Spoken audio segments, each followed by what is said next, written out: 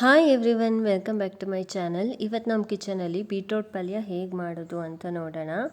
ಒಗ್ಗರಣೆಗೆ ಬೇಕಾಗಿರೋ ಇಂಗ್ರೀಡಿಯೆಂಟ್ಸು ಸಾಸಿವೆ, ಜೀರಿಗೆ, ಕಡಲೆಬೇಳೆ ಹಾಗೆ ಕರಿಬೇವಿನ ಸೊಪ್ಪನ್ನ ತೊಗೊಂಡಿದ್ದೀನಿ. ಮೇಯ್ನ್ ಇಂಗ್ರೀಡಿಯೆಂಟ್ ಬೀಟ್ರೋಟ್ನ ಹಚ್ಚಿ ಇಟ್ಕೊಂಡಿದ್ದೀನಿ. ಹಾಗೆ 2 ಈರುಳ್ಳಿ ಮತ್ತು ಕೆಂಪು ಮೆಣಸಿನ್ಕಾಯಿನ ತೊಗೊಂಡಿದ್ದೀನಿ. 1 ಸ್ಪೂನ್ ಸಾಂಬಾರು ಪುಡಿನ ತೊಗೊಂಡಿದ್ದೀನಿ. ಸೊ ಒಗ್ಗರಣೆ ಹಾಕೋಣ. ಸಾಸಿವೆ ಹಾಕೋತಾ ಇದ್ದೀನಿ. ಸಾಸಿವೆ ಸಿಡಿದ ಮೇಲೆ ಸ್ವಲ್ಪ ಆಯಿಲ್ ಹಾಕಿ ಹೀಟ್ ಮಾಡ್ಕೊಳ್ಳೋಣ.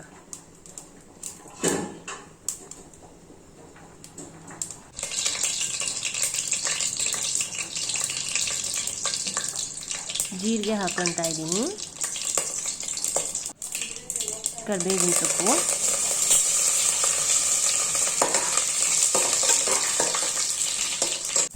ಕಡಲೆಬೇಳೆ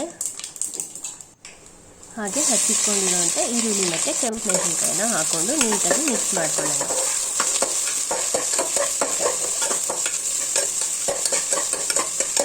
ಹಾಗೆ ಬೆಳ್ಳುಳ್ಳಿನೂ ಕೂಡ ಜಜ್ಜಿ ಹಾಕ್ಕೊತಾ ಇದ್ದೀನಿ. ಹಾಕಿ ನೀಟಾಗಿ ಒಂದು 5 ನಿಮಿಷ ಫ್ರೈ ಮಾಡ್ಕೊಳ್ಳೋಣ.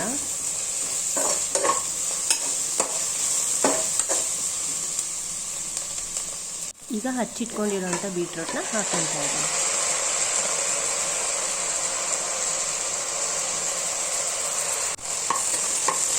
ಇದು ಕೂಡ ಒಂದು 10 ನಿಮಿಷ ಹಾಗೆ ಆಯಿಲಲ್ಲಿ ಫ್ರೈ ಆಗಬೇಕು.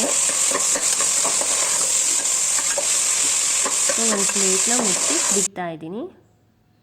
ಚೆನ್ನಾಗಿ ಫ್ರೈ ಆಗಿದೆ.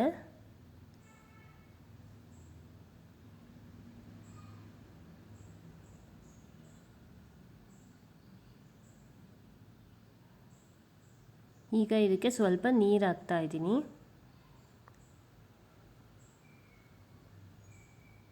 ಅದು ಮುಳುಗುವಷ್ಟು ಹಾಕಿದ್ರೆ ಸಾಕು, ಜಾಸ್ತಿ ಹಾಕೋದು ಬೇಡ.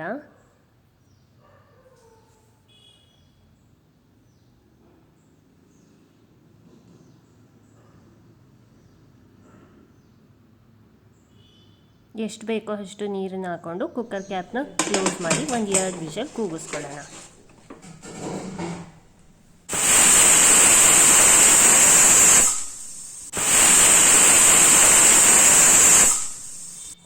ಸೊ ಏರ್ ಬಿಟ್ಟಿದೆ. ಈಗ ರುಚಿಗೆ ಬೇಕಾಗಿರೋಷ್ಟು ಉಪ್ಪು, ಸಾಂಬಾರು ಪುಡಿ ಮತ್ತು ಕೊತ್ತಂಬರಿ ಸೊಪ್ಪನ್ನು ಹಾಕಿ ನೀಟಾಗಿ ಮಿಕ್ಸ್ ಮಾಡ್ತಾ ಇದ್ದೀನಿ.